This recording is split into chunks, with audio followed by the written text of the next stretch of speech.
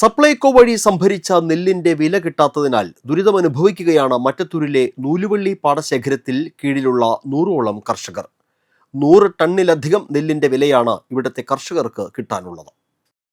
ഒന്നാം വിളയായ വിരിപ്പ് കൃഷി ചെയ്തപ്പോൾ സപ്ലൈകോ വഴി വിറ്റഴിച്ച നെല്ലിന്റെ വിലയാണ് കർഷകർക്ക് കിട്ടാനുള്ളത്.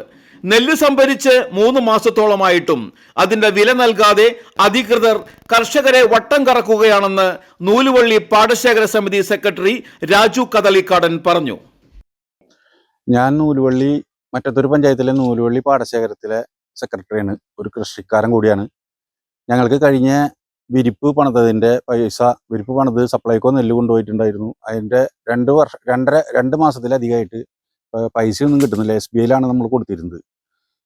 എന്നാൽ കാനറ ബാങ്കിലുള്ള ആൾക്കാർക്ക് പൈസ കൊടുക്കുന്നുണ്ട്. ഞങ്ങൾ പാടി ഓഫീസിലായിട്ട് ബന്ധപ്പെട്ടപ്പോൾ അവർ പറയുന്നത് എത്രയും വേഗം ശരിയാവും. പക്ഷേ ഞങ്ങൾ ബാങ്കിൻ്റെ റീജിയണൽ മാനേജറായിട്ട് സംസാരിച്ചിരുന്നു. അപ്പോൾ ആൾ പറയുന്നത് ഏകദേശം 450 കോടി രൂപയോളം സപ്ലൈകോന്ന് പൈസ കിട്ടാനുണ്ട് ബാങ്കിന്.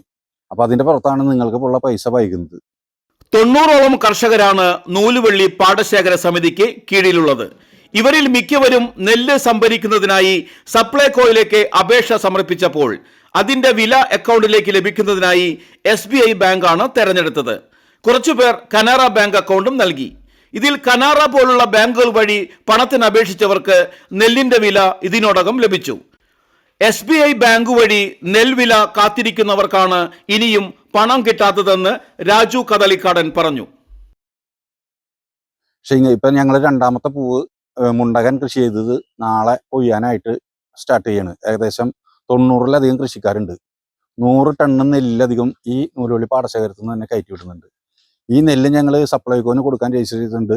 അതിൽ 80% ആൾക്കാർ SBIയിലേക്കാണ് അപേക്ഷ കൊടുത്തേക്കുന്നത്.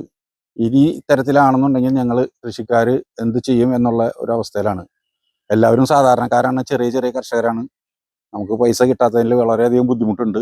അതിന് കിട്ടുന്നതിന് വേണ്ട ഒരു സമീപനം ഉണ്ടാവണം എന്ന് അഭ്യർത്ഥിക്കുന്നു. പാടി ഓഫീസുമായി പലതവണ ബന്ധപ്പെട്ടെങ്കിലും ഉടനെ ശരിയാകുമെന്ന് മാത്രമാണ് കർഷകർക്ക് മറുപടി കിട്ടുന്നത്. SBI ബാങ്കിന്റെ ഉന്നത ഉദ്യോഗസ്ഥരോട് പരാതിപ്പെട്ടപ്പോൾ സപ്ലൈകോയിൽ നിന്ന് 450 കോടിയോളം രൂപ നെൽവില ഇനത്തിൽ ബാങ്കിന് കിട്ടാനുണ്ടെന്നും ഇത് കിട്ടിയാലല്ലാതെ കർഷകർക്ക് നെല്ലിന്റെ പണം വിതരണം ചെയ്യാനാകില്ല എന്നുമാണ് മറുപടി കിട്ടിയതെന്ന് പാടശേഖര സമിതി ഭാരവാഹികൾ പറഞ്ഞു.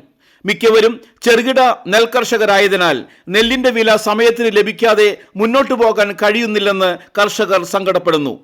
വിരിപ്പ് കൃഷിയുടെ നെല്ല് വിറ്റ പണം സമയത്തിന് ലഭിക്കാത്തതിനാൽ കടം വാങ്ങിയും പണയപ്പെടുത്തിയുമാണ് പല കർഷകരും മുണ്ടകൻ വിളയിറക്കിയത്. നൂലുവള്ളി പാടശേഖരത്തിൽ മുണ്ടകൻ കൊയ്ത്ത് വ്യാഴാഴ്ച തുടങ്ങാനിരിക്കെ കൊയ്ത്തു യന്ത്രത്തിന് വാടക കൊടുക്കാൻ പോലും വിഷമിക്കുകയാണ് കർഷകർ.